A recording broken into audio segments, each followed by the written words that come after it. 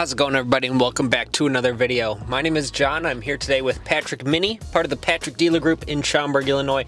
And we have another exciting video for you today because we're going to be doing an in-depth dive of Mini Operating System 9. This is the brand new operating system from Mini, so we're going to do a deep dive and tell you all about it. Alright, getting started with Mini Operating System 9. Now this is the brand new operating system found in all new Mini models. Currently, I'm sitting in a 2025 Mini Countryman. It's an absolutely incredible car. I've done a ton of videos on them. If you want to watch a review on it, click on the link up at the top corner there. But we're going to be going in depth into the infotainment system today. So starting off on the home page, you're going to see, of course, everything in here is circular. This is a 9-inch OLED LED display. It was developed with Samsung specifically for this car, and I think it's one of the most unique aspects of these brand new Minis. At first glance, it's going to look a little bit crazy because it's being a circle. You're going to think everything is kind of circular, but once you kind of get into it, you'll see that everything is pretty linear in its design layout, just in a kind of circle. It's kind of like a square peg in a circle, whatever that metaphor is. I don't know how it relates to here, but that's what I'm going with. But you can see that you have all of these different sliders up at the front, and these are going to be kind of your main go-tos. So starting off all the way over on the left side, for connecting your phone, it's actually very, very easy to do. All you have to do is click on Connect Phone. It'll be searching for devices there. My phone will pop up, and then in just a matter of a couple clicks, it is automatically going to connect. It'll locate it in the car. It'll bring up a pairing request on your phone there. You just hit pair there. Allow it to sync in all the contacts and everything, and then you're going to be good to go. As soon as you get in your car, every time, it's going to instantly connect. Next up in the list here is going to be your radio. This is also what's going to sync to Bluetooth audio when you have that connected, but it's easy enough. Just click on the center. It'll go through all of your stations. You can find out whatever you're looking for, and this brings us to our first main kind of feature of the video. So basically anything in the infotainment system can be saved as a shortcut. Now this can be your home address, your favorite radio stations, your work address, phone numbers you call all the time. Basically whatever you use most in the system, you can save it as a shortcut, and it really couldn't be any easier to do. Say we want to save ESPN radio as a shortcut here. You simply just highlight whatever you want to pick, hold it down for a second, and then you'll see add to shortcuts, add to favorites, or a help button. But if you just click on add to shortcuts, that's going to show up there. And then from any screen, no matter where you are in the system, if you just swipe up from the bottom, it's going to show you your shortcuts. You can have a ton of them. You can have like as many as you want in here.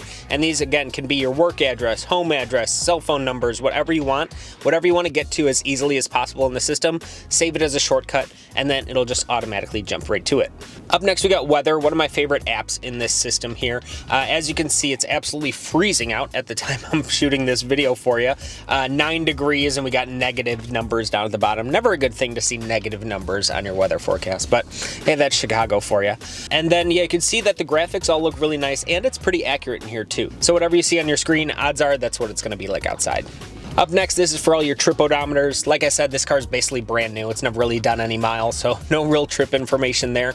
But you can go into here, reset things if you want, kind of check how many hours you've been driving the car, your fuel economy, all that kind of good stuff. It'll all load up into there. Next up, we've got kind of an interesting one. Now, from first glance, you'd have no idea what this is for, but this is actually going to be for all of your safety systems in the car. So this is just kind of giving you a readout of what's kind of near the vehicle as far as the parking sensors when those are going off. But you can go into these systems and you can turn on and off things that you don't want. So if you don't like the steering wheel vibrating when you drift out of your lane, you can turn that on. If you want to change the distance at which it will warn you that the car in front of you is getting a little bit too close, you could do that as well. And then you can also turn on and off your parking sensors, things like that. There's just options for every single thing in these cars, as you will quickly learn. And then the last one on here, we just got a nice looking clock. You can go into here, change it to whatever you want, adjust things in there, no problem. But always nice having a big clock under dash. I've seen a lot of people use this as a screensaver too, which is nice. And then on the kind of outer rim, I guess, of the circular display here, up at the top, you're going to see you have your miles per hour, your fuel range, and kind of your power output. So at any given time, how much power the car's using, as well as some other useful things like the speed limit of the road you're on, who's got their seatbelt on in the car, if you're in park neutral or reverse. course. But if you click on any of these, you'll get a kind of bigger readout, kind of a throwback to the previous generation of minis where they just had the big kind of speedo that went around the infotainment system in years past. But I really like this display. It looks really cool. It gives you all the information you could ever possibly need, and it's got a cool little fun design on it too. And then down at the bottom, I won't call them corners, but the bottom edges here, that is for your heating and air controls for the driver and passenger. On the passenger side, you also have the option for turning on your heated seat, and for the driver, they get the heated steering wheel also. You better believe in 9-degree temperatures, I got the heated seats going. And then at the very bottom here, you have your time, your antenna signal strength for your phone, and then the outside temperature. And then down at the bottom, you'll also see you have a little bell here. That's going to be for your notifications. So just like on your phone where you get those little messages that pop up letting you know new cool updates for things, same thing's going to happen down there. One thing that I use a ton in my car is I like to use my connected app to send destinations straight to my car. So for instance, if I'm meeting up with some friends later and it's at some restaurant, I just type in that restaurant into my app and then automatically send it right to my car, and it's loaded up right when I get in. So in order to do that, when you send the address from your phone to the car, it's going to show up in notifications, and then you'll get a notification with the address on there. Just click on that, it'll be good to go. This will also warn you of servicing that's coming up, anything you could possibly need for the car, it will tell you in notifications, and then you can also adjust what kind of notifications show up there. And then down at this little toolbar down at the bottom, the first one on the left side, again, going to be for your heating and air controls, a little bit more in depth than the kind of normal temperature dials on the side here. This is where you can choose which vents you want the air to come out of, if you want your front and rear defrosters, turn on the whole thing, your auto settings, your sync buttons, something I always love having on in my car, just all that good stuff. It will all be found in your heating and air control, which is the little fan icon. Up next, a little shortcut for the radio. Just like the radio screen from the homepage, this will allow you to go through AM, FM, satellite radio, whatever you got, Bluetooth. It'll all connect all to those and let you go through all of your radio stations there. Up next, your home button. This is of course going to bring you back straight to your home page. If you press it again when it has the 6 dots on it, then it's going to bring up kind of everything in the system. We're going to go into this a little bit more later, but just want to let you know how to get there. And then your little arrow down here, that's going to be for navigation. This is going to bring you to our navigation system, which is all run by Google. Works fantastically well. You can spin, drag, pinch, zoom, whatever you want. And for finding things, it really couldn't be any easier in this car. When searching for things, you can either click on the magnifying glass up at the top and just type in whatever you want it to say. Or if you hit the voice activation button on the steering wheel, you could just say, hey, take me to wherever you want to go. It'll load up. Or if you want to search through the magnifying glass, it'll find exactly what you're looking for here, and any destinations that you have sent or searched from your phone or in any other car, it will also load up into there. The nav system is one of the best I've ever used. You can find literally anything you could possibly imagine. It can find it in here. And of course, just using the voice activation, just say, hey, take me to wherever you go. Talk to it like a normal human. It'll figure it out every single time and take you wherever you need to go. And then lastly, down here you have your phone, which is going to bring up your contacts, your recent calls, all that fun stuff. And it'll also allow you to turn on and off Apple CarPlay from this screen as well, just by activating that button there. And now going back into all of the rest of the apps in this car. So whenever you see the 6 dots at the bottom, that means you're on the home page and you want to get to the rest of the apps in the vehicle. So this is going to bring up basically everything that this car has, which I'll be honest is way too much. No one is ever going to use every single feature in these cars, but technology is cheap nowadays. So if they just want to throw things in there just to have some fun with it, I'll let them do it. All right, now first off, your mini ID. Now this is incredibly important because every time you get a brand new car, it is going to have you set up your mini ID. This is going to save basically all of the settings that we're making in the system here, as well as your seats, your mirrors, all of the settings for your heating and air controls, whatever you like, everything gets saved to your mini ID. And then when you get in the car, you simply just log in, it will bring up your account, no problem, and then it will save all your settings as you make them. So for instance, if you were to get into another Mini Countryman, your friend's got one, you want to drive it, you just load up your mini ID and then all of your settings from your car automatically get transferred into that car. So it will feel just like yours. And then of course you can delete it right after you're done driving that other car. But it's really nice getting into another car, even if it's a BMW going into a Mini or vice versa. Now I'm not saying the mirrors are always going to be in the exact right position if it's transferring to another car, but it'll get you pretty close. And then having all of your internal settings for the software being automatically brought over just saves a ton of time. It's also very useful to know that whenever you're using one of these cars, you always want to make sure you keep using the same key, because that key is also what's going to save your settings. That key is linked to your Mini ID. So whenever you're getting a new car and you're setting it all up, make sure you only have one key in the vehicle and that you save the car and that you keep using that same key every single time. Because if you get in with the other key, it's going to say, who is this? Because it's not tied to a Mini ID, and then you're going to have to redo all of your settings or transfer those new settings onto that second key. So best advice, always just use one key all the time. Now the Mini Connected Store, this one's important because say in 3 years when the traffic for the navigation runs out, then you're going to be able to repurchase that subscription through the Connected Drive store. There's also a couple other things you can purchase in there, and this is also where it's going to update the software over time. It all kind of links back into here. As you can see, we have a couple updates in the car as well, things for navigation, messages in the car, Sirius XM radio, Android Auto, whole ton of stuff. But best thing about it here is I just turned on automatic updates, so from now on for the rest of time, whenever there's some new software downloaded to the car, it's going to do it automatically over the air. You won't have to go into service or anything. You'll just get in the car and you'll have new cool features. Next up, couple ones that people are pretty familiar to. You have Android Auto and Apple CarPlay. You can use Apple CarPlay wirelessly. You don't need to plug it in at all. Up next, climate control. That is going to be the same menu for the heating and air controls that we just saw. Data privacy. This one's a little bit boring. I'm not going to go through every single one because there's a ton of them, but this is kind of a bunch of legal stuff in here. Displays, this one is for adjusting like the brightness for the screens in here. You have the projector style head-up display. You can raise and lower that to make sure it's exactly in your line of sight. Always a good one.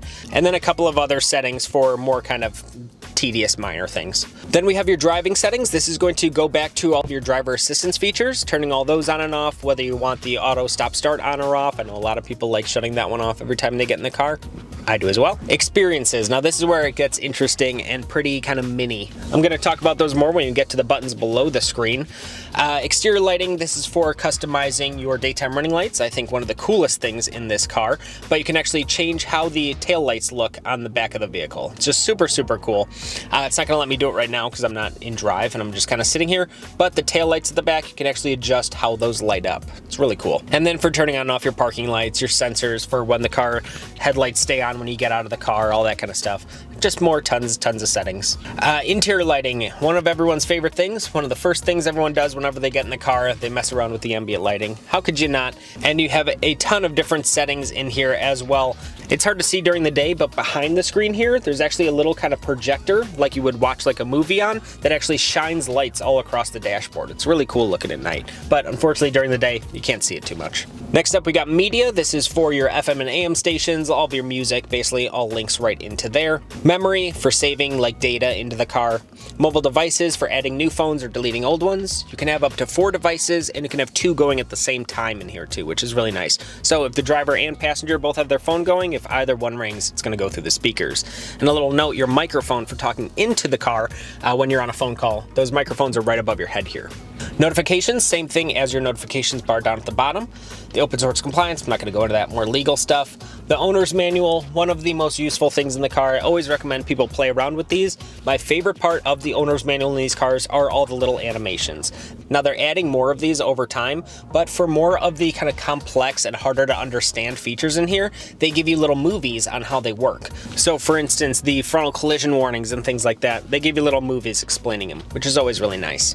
And then the parking sensors, this is going to bring up your surround view cameras if you have that option, as well as your backup camera. Whenever you're backing up, this will all pop up automatically, but it'll give you the little chimes when you're getting close to things, and it'll give you all of the different angles around the vehicle as well. So no matter what angle you're looking for in the car, it will automatically show up. You can also get a cool 360 surround view on here as well, where you can kind of pick and choose exactly what angle you want on the vehicle. Always looks nice. Really, really good graphics on here. The seat comfort, this is for saving your seat settings. And you can also set it where whenever you get out of the car, it'll actually move the seat back to make getting in or out a little bit easier. And the best thing on the Countryman is that with the driver assistance features, it has it where the seat's gonna rumble whenever you're kind of drifting out of your lanes or things. But that also means that for the driver's seat, you get massage functions on here. So if you want a full relaxation or activation massage on here, you got one. And who would believe that a brand new mini car would have massaging seats? I certainly wouldn't, but